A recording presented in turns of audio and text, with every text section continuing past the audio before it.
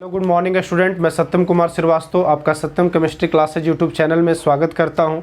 जैसा कि बच्चों हमने लास्ट लेक्चर में बताया था रासायनिक गतिकी में अभिक्रिया की कोटि और अनुक्ता में अंतर, जो कि बहुत बड़ा टॉपिक था बच्चों। हमने बताया था ये बोर्ड एग्जामिनेशन में काफ़ी काम करता है ना, साथ साथ एग्जामिनेशन और अदर ऑब्जेक्टिव एग्जामिनेशन में भी ये काम करता है बच्चों। तो आज आप लोगों के लिए जो हमने टॉपिक लेकर आया बच्चों, अब हम लोग आगे जानेंगे ऑर्डर ऑफ रिएक्शन के जो है ना बेस पर कितने टाइप्स के केमिकल रिएक्शन होते हैं। मतलब कि कहने का मतलब है बच्चों कि लास्ट लेक्चर में हमने बताया molecularity and order of reaction. आज हम लोग पढ़ेंगे जो टॉपिक है वो हमारा है on the basis of order of reaction types of chemical reaction. इसका मतलब है बच्चों रासायनिक जो है अभिक्रिया का प्रकार किसके आधार पर, तो अभिक्रिया की कोटि के आधार पर। आइए देखते हैं बच्चों, टॉपिक देखिए, हेडिंग लिखा हुआ है on the basis of order of reaction types of chemical reaction. अभिक्रिया की कोटि के आधार पर रासायनिक अभिक्रिया के प्रकार। तो बच्चों देखिए कैसे हम बनाएंगे यहाँ पर। तो देखिए क्या लिखा हुआ है, जो है यहाँ हमने लिखा है बच्चों की कोटि के आधार पर रासायनिक अभिक्रिया को 5 भागों में बांट दिया गया है। कितने भागों में बांटा गया बच्चों? 5 भागों में बांट दिया गया है, जिसमें सबसे पहला जो आता है बच्चों वो कहलाता है जीरो ऑर्डर ऑफ रिएक्शन। क्या कहलाता है? जीरो ऑर्डर ऑफ रिएक्शन, जिसको हम लोग कहते हैं शून्य कोटि की अभिक्रिया। इसके बाद दूसरा जो आता है बच्चों वो है फर्स्ट ऑर्डर ऑफ रिएक्शन, जिसको हम लोग कहते हैं प्रथम कोटि की अभिक्रिया। तीसरा जो है वो होता है सेकेंड ऑर्डर ऑफ रिएक्शन, जिसको हम लोग कहते हैं द्वितीय कोटि की अभिक्रिया। इसके बाद हम चौथा देखें बच्चों तो वो होता है थर्ड ऑर्डर ऑफ रिएक्शन, जिसको हम लोग कहते हैं तृतीय कोटि की अभिक्रिया। और जो लास्ट है बच्चों वो है फ्रैक्शनल ऑर्डर ऑफ रिएक्शन, जिसको हम लोग कहते हैं भिन्नात्मक कोटि की अभिक्रिया। तो बच्चों इस तरह से हम अभिक्रिया की कोटि को बांटते हैं। इसको आप नोट करोगे, एक एक करके फिर एक्सप्लेनेशन हम करते हैं। तो देखो बच्चों अब हम लोग जानेंगे जो हमने बताया कोटि के आधार पे 5 अभिक्रिया के प्रकार, उसको हम एक एक करके अब यहाँ पर बच्चों एक्सप्लेन करने वाले हैं। ध्यान से पढ़िएगा, काफ़ी इंपॉर्टेंट है बच्चों। तो सबसे पहला जो है रिएक्शन वो है जीरो ऑर्डर ऑफ रिएक्शन। इसको हम लोग बच्चों कहते हैं शून्य कोटि की अभिक्रिया। तो सबसे पहले इसके डिफरेंशन पर आते हैं बच्चों। डिफरेंशन इसका क्या कहता है कि वैसी रासायनिक अभिक्रिया जिसका वेग किसी भी अभिकारक के सांद्रण पर निर्भर नहीं करता है। यानी कहने का मतलब है बच्चों कि कोई भी वैसी अगर अभिक्रिया आपको दिखे जिसका वेग वो अभिकारक के सांद्रण पर डिपेंड नहीं करे बच्चों। अब आपको लगेगा कि ऐसा कैसे हो सकता है, आपने तो पढ़ाया है पहले, है ना? बिल्कुल हमने पढ़ाया बच्चों। आपको ये लग भी रहा होगा कि हमने बताया आपको कि किसी भी अभिक्रिया का वेग अभिकारक के सांद्रण का सीधा समानुपाती होता है। लेकिन यही तो फर्क है बच्चों, हम ऑर्डर ऑफ रिएक्शन का एक्सप्लेनेशन इसीलिए कर रहे हैं क्योंकि कभी कभी होता है जो सिद्धांत कहता है वो सिद्धांत होता नहीं है, क्योंकि ये प्रयोग पर निर्भर करता है ना, ये हमारा प्रायोगिक मान होता है ऑर्डर, है ना? तो आइए बच्चों देखते क्या कहता है कि वैसी रासायनिक अभिक्रिया जिसका वेग किसी भी अभिकारक के सांद्रण पर निर्भर नहीं करता है, अर्थात वेग समीकरण में अभिकारक के सांद्रण पद का घात क्या हो जाता है? शून्य हो जाता है। यानी कि सांद्रण का घात क्या हो जाता है बच्चों? शून्य हो जाता है। तो उसे शून्य कोटि की अभिक्रिया कहा जाता है। क्या कहा जाता है? उसे शून्य कोटि की अभिक्रिया कहा जाता है। तो ध्यान दोगे बच्चों, शून्य कोटि की अभिक्रिया का जो हमने डिफिनेशन नोट किया, इस पर हम एक्सप्रेशन बनाते हैं। तो देखिए बच्चों एक्सप्रेशन में क्या कहता है कि सबसे पहले हम लेट कर लेते हैं कि एक अभिक्रिया मान लेते हैं कि एक अभिक्रिया में अभिकारक ए है, हमारा रिएक्टेंट क्या है बच्चों? ए है। ए रिएक्टेंट है जिसका एन मॉलिक्यूल्स क्या कर रहा है? रिएक्ट करके अभिक्रिया करके प्रोडक्ट फॉर्म कर रहा है ना, प्रतिफल बना रहा है बच्चों। तो अब देखो यहाँ पर आप क्या लिखोगे, रेट लॉ से क्या लिखोगे, रेट एक्सप्रेशन। तो रेट इक्वल टू क्या लिखोगे? K into A to the power n, क्योंकि आपको पता है अभिकारक का सांद्रण और जो मॉलिक्यूल्स होता है, जो अणु होता है, वो क्या बन जाता है? घात बन जाता है। तो अब देखो बच्चों अगर हम यहाँ पर if N is equal to क्या हो जाए? 0, यानी कि यहाँ अगर n की मान अगर 0 हो जाए तब वहाँ पर रेट क्या लिखोगे? K into A to the power 0। और वहाँ जब 0 हो जाएगा पावर तो क्या हो जाएगा बच्चों? Order of reaction is equal to 0 हो जाएगा। क्या हो जाएगा? Order of reaction is equal to 0 हो जाएगा। तो अब देखिए इस पर हम कुछ एग्जाम्पल्स बताते हैं कि ऐसे आपके कौन से अभिक्रिया होते हैं जहां पर सांद्रण का घात शून्य हो जाता है। तो एग्जांपल्स में देखते हैं बच्चों। आप देखिए पहला हमने रिएक्शन लिखा H2 + O2, है ना? H2O बना रहा है जिसमें हाइड्रोजन का 2 मॉलिक्यूल्स है और H2O का भी 2 मॉलिक्यूल्स है और ऑक्सीजन का 1 मॉलिक्यूल्स है। तो आप देख रहे हैं किसके प्रेजेंस में हो रहा है बच्चों? ये कैटलिस्ट या एक प्लैटिनम कैटलिस्ट के द्वारा रिएक्शन को कराया जा रहा है। तो देखो बच्चों ये एक चीज हमेशा याद रखना, ये आपको हम नोट पॉइंट में बता रहे हैं, ये एकदम फोकस कर लेना, इसको माइंड में सेट कर लेना कि कब जीरो ऑर्डर बनेगा, कब ऐसा अभिक्रिया में आएगा, कौन सा ऐसा कारण होगा जहां पर रेट बिल्कुल यानी वेग जो होता है अभिक्रिया अभिक्रिया का वो सांद्रण पर निर्भर नहीं करता है। तो पहला केस होता है बच्चों कैटलिस्ट। जब किसी भी रिएक्शन में कैटलिस्ट प्रेजेंट होगा, यानी कैटलिस्ट अगर प्रेजेंट है उसमें, तो बच्चों यानी उत्प्रेरक मौजूद है, तो वहां पर सांद्रण का घात जो होता है वो क्या ले लिया जाता है, शून्य ले लिया जाता है। और दूसरा जो केस होता है बच्चों कब, तो रेडिएशन ऑफ लाइट के केस में। यहाँ पर बच्चों तो रेडिएशन ऑफ लाइट के केस में अगर किसी भी अभिक्रिया में प्रकाश का विकिरण कराया जा रहा है, तो वहां भी सांद्रण का घात हम लोग क्या लेकर चलते हैं बच्चों, तो सांद्रण का घात हम लोग शून्य लेकर चलते हैं। तो याद रखेंगे बच्चों कि आप दो केस में सांद्रण का घात क्या रखोगे, शून्य रखोगे। एक जहां पर कैटलिस्ट यानी कि उत्प्रेरक मौजूद होगा, यानी उत्प्रेरक के मौजूदगी में, और दूसरा रेडिएशन ऑफ लाइट यानी प्रकाश की विकिरण के रूप में, यानी प्रकाश जहां पर मौजूद है वहां पर भी हो सकता है अभिक्रिया के सांद्रण का घात शून्य, और जहां उत्प्रेरक है वहां भी अभिकारक के सांद्रण का घात क्या मान सकते हैं, शून्य मान सकते हैं। तो ऐसा इसलिए होता है बच्चों कि देखो जब हम कैटलिस्ट का प्रयोग करते हैं तो कैटलिस्ट क्यों डालते हैं हम लोग बच्चों अभिक्रिया में, आप लोग को पता है, क्योंकि जो अभिक्रिया स्वयं नहीं होती है उसको कराने के लिए हम लोग कैटलिस्ट का यूज करते हैं। तो जब स्वयं अभिक्रिया नहीं हो रही है और तब हमें कैटलिस्ट डालना पड़ रहा बच्चों, इसका मतलब साफ है कि अभिक्रिया का वेग किस पे निर्भर कर रहा है, हाइड्रोजन और ऑक्सीजन के सांद्रण पर नहीं निर्भर कर रहा है, किस पे निर्भर कर रहा है, प्लैटिनम पे निर्भर कर रहा है, कैटलिस्ट पे निर्भर कर रहा है। और जब प्लैटिनम पे डिपेंड कर रहा है बच्चों, तो इसका मतलब साफ है कि यहां पर जब हम रेट लिखेंगे तो रेट बिल्कुल किस पे डिपेंड कर रहा है, कैटलिस्ट पे। तो रेट इज इक्वल टू क्या हो जाएगा, K इंटू H2। अब दो मॉलिक्यूल्स है लेकिन यहां पर इस पर रेट डिपेंड कर नहीं रहा है, इसलिए इसका सांद्रण हम क्या लेंगे, शून्य लेंगे। दिख रहा है लेकिन हम लोग वो करेंगे नहीं, क्योंकि प्रैक्टिकल हमें दिख रहा है कि ये रिएक्शन कैटलिस्ट के द्वारा हो रहा है, ना कि हाइड्रोजन ऑक्सीजन के सांद्रण के द्वारा हो रहा है। बात समझ रहे हो बच्चों। और ऑक्सीजन का यहां पर एक मॉलिक्यूल्स आपको दिख रहा है, लेकिन यहां ऑक्सीजन के सांद्रण का भी कोई रोल नहीं है, इसलिए O2 का भी कितना ले लेंगे, पावर 0। तो ऑर्डर ऑफ रिएक्शन क्या हो जाएगा बच्चों, 0 हो जाएगा।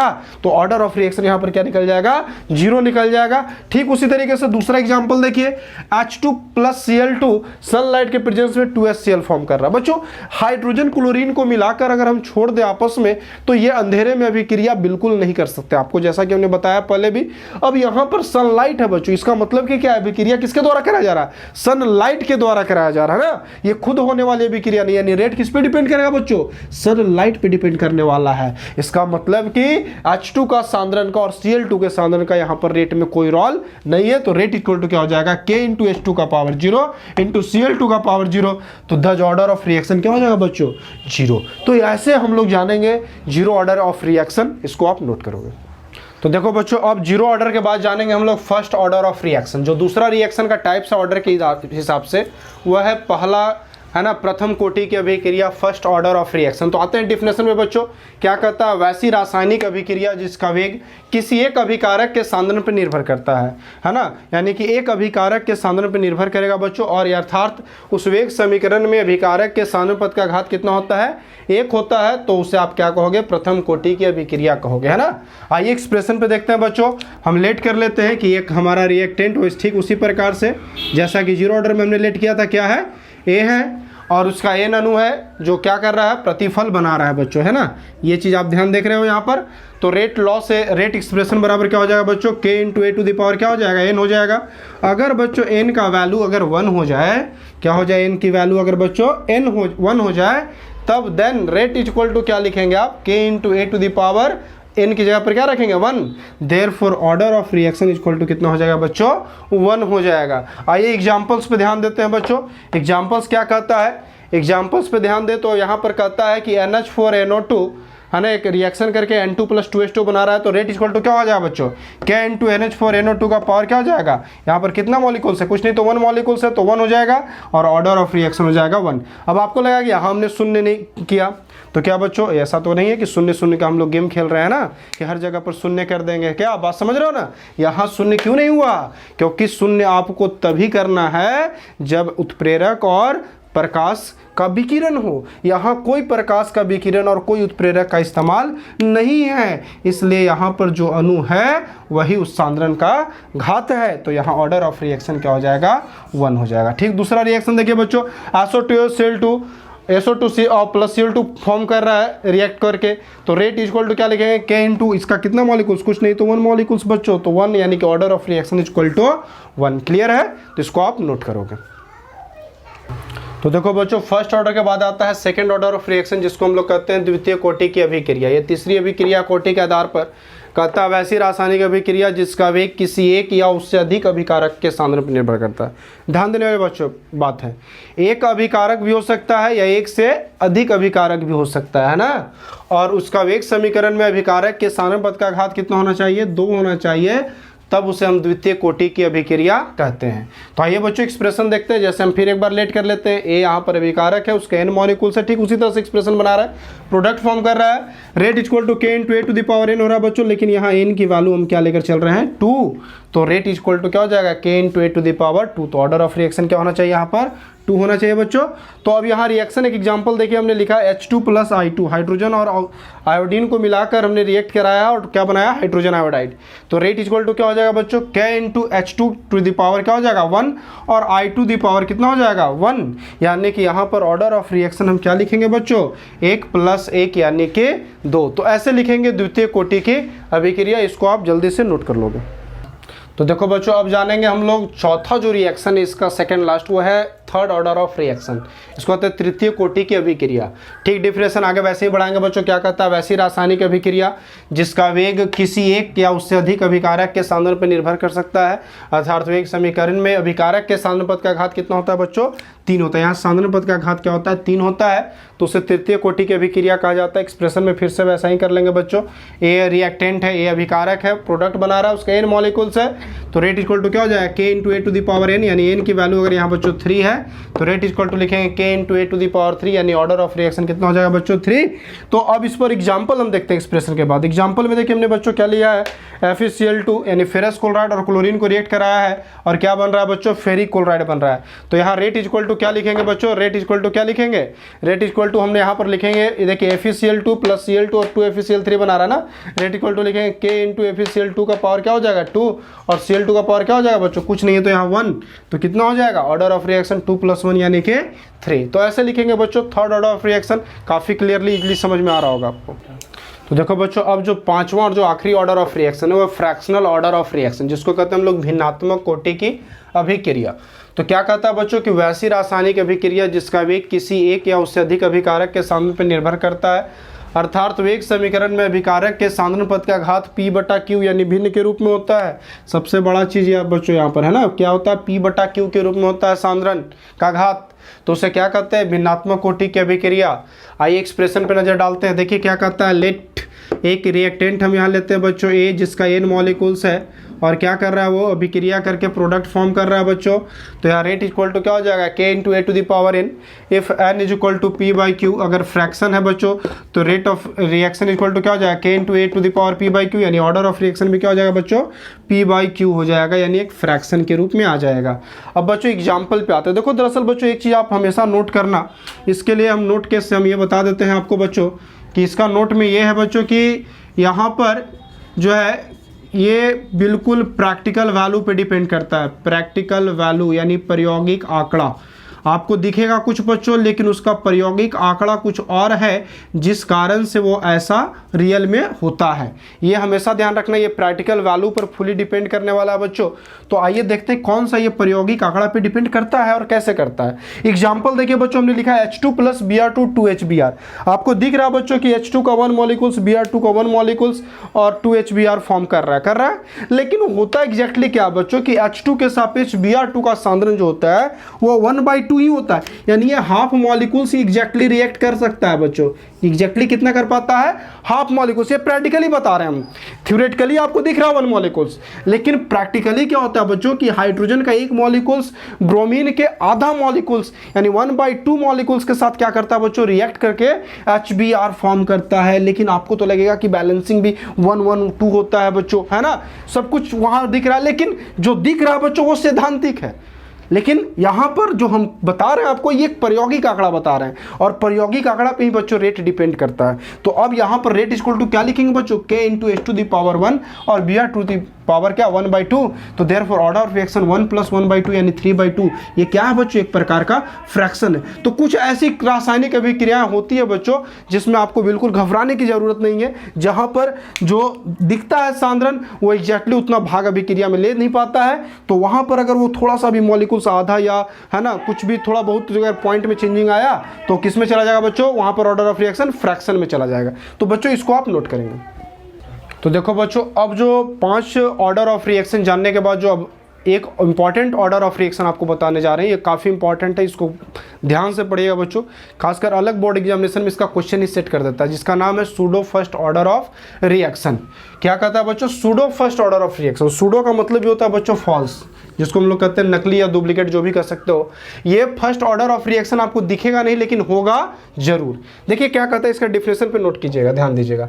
कहता है वैसी रासायनिक अभिक्रिया जिसकी अनुकता 1 से अधिक होती है परंतु अभिक्रिया की कोटि कितनी होती है बच्चों, 1 होती है, तो उसे हम क्या कहते हैं, छद्म प्रथम कोटि की अभिक्रिया कहते हैं। उसे क्या कहते हैं, छद्म प्रथम कोटि की अभिक्रिया। याद रखना बच्चों, अनुकता 1 से अधिक, अनुकता 1 से अधिक लेकिन कोटि कितना बच्चों, तो 1 होता है ना। आइए एग्जांपल्स पे ऐसा देखते हैं बच्चों। तो देखिए हमने इथाइल एसीटेट का क्या कराया बच्चों, जल अपघटन कराया है ना। क्या बनाया है, एसिटिक अम्ल और इथाइल अल्कोहल, है ना बच्चों। जब अभिक्रिया की कोटि और है ना अनुकता में जब अंतर बताया तो इस चीज़ का हम जिक्र किए थे बच्चों। कुछ ऐसी अभिक्रियाएं होती है जिसका प्रायोगिक मान सांद्रण का थोड़ा अलग दिखता है, जो होता है एग्जैक्टली वो होता नहीं, दिखता नहीं है। तो यहाँ पर देखो बच्चों, इथाइल एसीटेट और प्लस H2O दिख रहे हैं आपको कि 1 मॉलिक्यूल्स 1 मॉलिक्यूल्स, मॉलिक्यूलरिटी कितनी होनी चाहिए, 2, बिल्कुल सही। लेकिन जब हम इसका रेट एक्सप्रेशन लिखते हैं बच्चों, तो रेट एक्सप्रेशन में क्या होता है कि K × CH3C2H5 का पावर 1 लिखते हैं लेकिन H2O का पावर 0 लिखते हैं। अब आपको यहाँ लगेगा बच्चों कि H2O का पावर हमने 0 क्यों कर दिया, दिख तो रहा है कि 1 मॉलिक्यूल्स है यहाँ पर। तो देखिए बच्चों, यहाँ पर होता क्या है कि इस अभिक्रिया में इथाइल एसीटेट का जल जब अपघटन कराया जाता है तो एक चीज़ आप ध्यान रखना, यहाँ पर हम जो आपको बताने जा रहे हैं, अगर किसी भी अभिक्रिया में अभिकारक के रूप में H2O का इस्तेमाल किया जा रहा है, किसका इस्तेमाल किया जा रहा है बच्चों, H2O यानी कि जल का। तो पहला तो कि जल अगर ब्रेक होता है तो बच्चों हाइड्रोजन आयन उत्पन्न करता है। क्या उत्पन्न करता है, हाइड्रोजन आयन, जो कि एक उत्प्रेरक की तरह अभिक्रिया में काम करता है। किसकी तरह काम करता है बच्चों, उत्प्रेरक का कार्य करता है। तो उत्प्रेरक का कार्य करता है तो वहां पर भी अभिक्रिया का जो सांद्रण है वहां पर इस H2O के सांद्रण को हम लोग नहीं दिखा पाते, क्योंकि इसका आयन जो होता है उत्प्रेरक की तरह चला जाता है।